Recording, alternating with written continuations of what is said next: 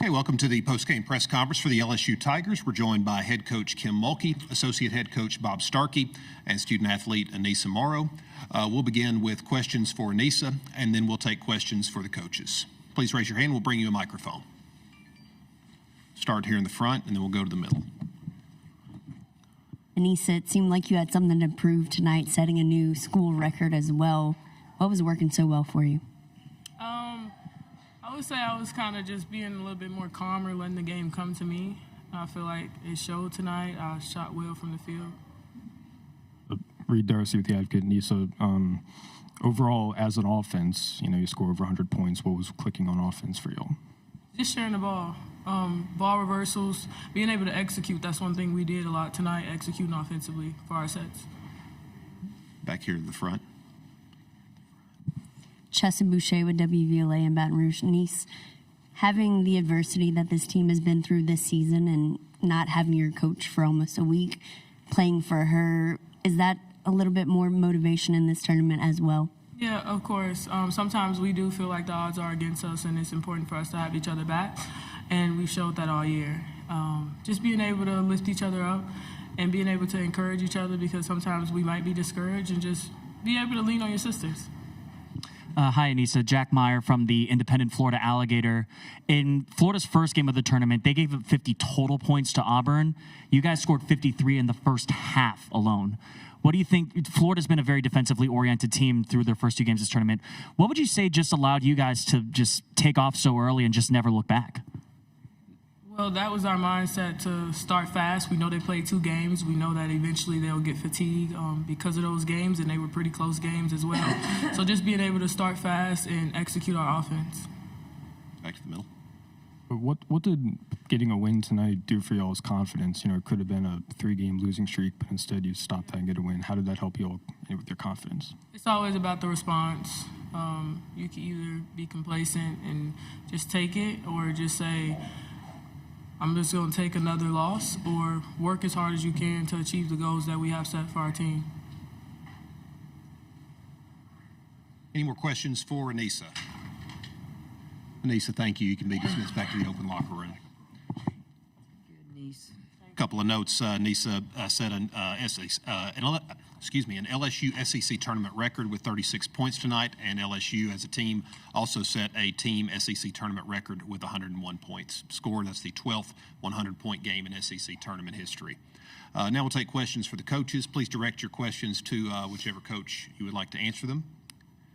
Here in the front. Coach Starkey, to have this team ready to roll without Kim, you taking the reins. You're no stranger, though, to taking over when you need to see them come out and play. What did it mean to you as y'all get ready for the NCAA tournament? Well, I think I've been given too much credit. I've been blessed on these few times where I've had to take over to have a really, really good team. The better the players, the better the coach, and Coach Mulkey's given me the blueprint. And the practices were nothing different than whether she was there or whether she wasn't there. So I really think the kids deserve the credit. Easily they could have been distracted, used some of this as excuses, and I was just really proud of how they responded. Go to the middle, Reed. Coach Mulkey, we'll keep you and your family in our thoughts and prayers, but I just wanted to ask, what did this week look like for you? I want to talk about Bob Starkey, and I want you to print it, and I want you to print it big. This man deserves to be in the Women's Basketball Hall of Fame. I've been begging him for years. We have 2 associate head coaches that are in the Women's Basketball Hall of Fame, but not either one of them ever took a team on an interim basis to a Final Four. This man has done that. He's worked for Sue Gunter. He's worked for Chancellor. He's worked for tons of coaches. And for me to go take care of something personal for an entire week, I was where I was supposed to be. I told the President Baylor years ago, if a decision has to be made between my family and basketball, that decision was made a long time ago. He had our team ready to play. They responded to him. They poured water all over him. And I mean that. A lot of coaches are not blessed to have a staff with a Bob Starkey on it. Why he is not already in the Hall of Fame is beyond me.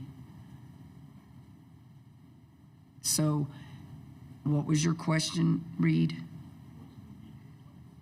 My week was awful. My mind still isn't good. I don't feel good, first of all, but we all deal with death. I've dealt with a stillborn grandchild, but I was prepared for that. We're prepared for our parents. We're prepared for our grandparents. It's the unexpected deaths that throw you for a loop. And I was where I was supposed to be, and I'm very, very proud. But as I told our team many times, I've told them many times, we could drop dead on that sideline, and you should be able to coach yourselves. So I was very confident. And I'm going to go back to your original question to Aneesah Reed. This team didn't lose confidence. Flage's not even playing, and she's our leading scorer. I made a decision as the head coach to shut her down till the playoffs. So we lose 2 back-to-back games. Whoop-de-doo. Whoop-de-doo. We play a very good Texas team, ranked number 1 in the country, great defense. But they responded the way they do every game. It's just sometimes the other team makes a few more plays than we do. But we're never going to be a team that doesn't have confidence. It's not in our DNA. And I think Morrow broke Simone Augusta's record. That's correct. How cool is that?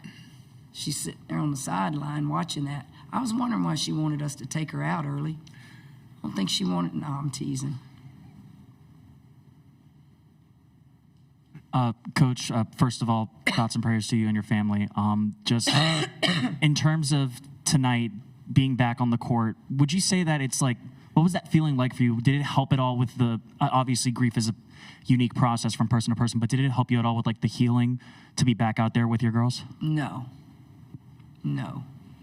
I love this great game of basketball, but it's not more important than the time it takes to heal from an unexpected death. What I didn't want is to be a distraction, and I don't think I was. I think I was the biggest cheerleader. I was able to go back and sit on the middle of that bench and be able to communicate to players in a different capacity. I wasn't coming in here and taking over. Why? Are you kidding me? I told Bob before the game started, you are coaching tonight. You know what you've done all week to prepare our team, and I'm going to be with a few suggestions. I would say a few things, send it down to him, but no. Only time heals your heart. Back to Reed. Coach Starkey, what helped you score so much tonight on offense? I just think our level of execution. I mean, it sounds like a very simplistic approach, but mine and Coach Mulkey's philosophy is the way you practice is the way you play. And we've had some really good practices this week. And like I said, I'm really proud of the kids. Not having Coach Mulkey there was different for them. Learning to play without Flage was different. We worked on different combinations. And they were just super locked in this week. They were easy to coach. It wasn't anything that I did. It was just them, I think, understanding that this is a great challenge and a great opportunity. And if you could have watched us practice the last 3 or 4 days, you would have saw the carryover. I mean, there wasn't nothing special done today that hadn't been done in practice. And hopefully that'll be a good lesson moving forward as we advance in March, that, if we can put a series together in practice, then we can put that type of level of execution out on the floor. In the front. Coach Mulkey, I just want to say thoughts and prayers for you and your family. Coach Starkey, you coached Simone. Niece goes in there and breaks her record. What does it mean as a coach to see someone break someone who is a Hall of Famer? It means I'm the luckiest coach in the world. I've been blessed more than anybody I know to coach some amazing players. And the thing that I would say that makes me the proudest tonight is the happiest person in that locker room was Simone. I mean, that's the kind of person she is. But Aneesah's just a different kind of player. You know, people ask me about Aneesah, and I would say if you come to practice, you see the exact same level of intensity, warrior spirit every day at practice. Like, she doesn't know how not to go at that level. So, you know, she's undersized, and she just battles every single day. And so when something like tonight happens, as a coach, it makes you happy because that's what you preach. You preach to your kids, if you work hard, good things will happen, and Aneesah's the poster child for that. One more in the front. Coach Starkey, are you going to basically do the same thing for tomorrow's game as well, or is Coach Mulkey back to? Well, I'm hoping Coach Mulkey's back. But certainly, regardless, I'll be leaning on her a lot. I leaned on her. You know, I don't want you to think that she just disappeared this week. There were a lot of conversations, and she was involved in the game plan and all that. I mean, this was a Coach Mulkey win. I just got to stand up a little bit more than I usually do. Any other questions? All right, one more. For either one of you, what did you see from Miracle tonight? How did she help you all? You're the coach. Let it rip. What was the question? Miracle. Miracle's, you see energy. I mean, she's very similar to Aneesah, and then she has that one speed. She's so active in every place defensively. She's going to be able to guard a quality player on the other team. She's going to be able to rebound. The thing that we weren't expecting was her knocking a couple bombs down outside the arc. But I'll say this, she's a kid who works on her game. She does the unrequired work. She comes to practice every day, but she's in the gym on her own or with Coach Simone or somebody else working on her game, and she's another kid that you pull for. She just has great intensity, great energy, and is a great teammate. So she's one of those kids you pull for.